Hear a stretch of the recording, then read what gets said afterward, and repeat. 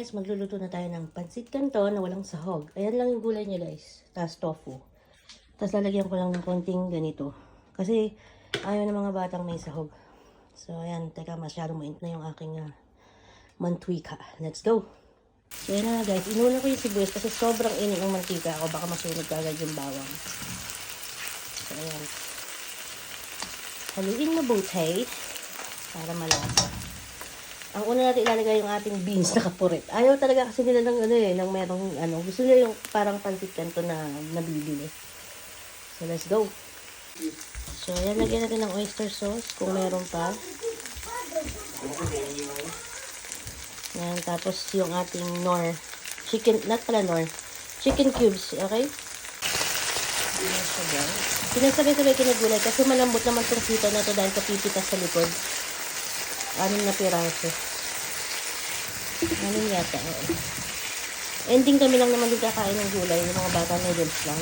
So, ayan. So, nilagyan ko konting tubig para lumambot sila. Takpan muna natin. So, ayan na nga. Ayan na siya, guys. Nilagyan ko na pala ng paminta yan, guys. Nakalimutan ko lang i-mention. Konting kaya. So, ayan, nilagyan na rin natin ng yung ating lipon. Tsaka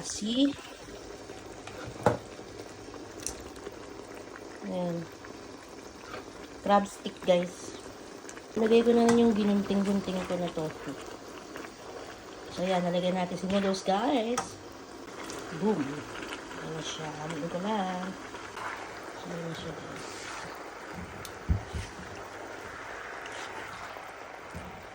Pansit canton kasi ng birthday ko, pansit naman. Maiba-iba naman. Diba?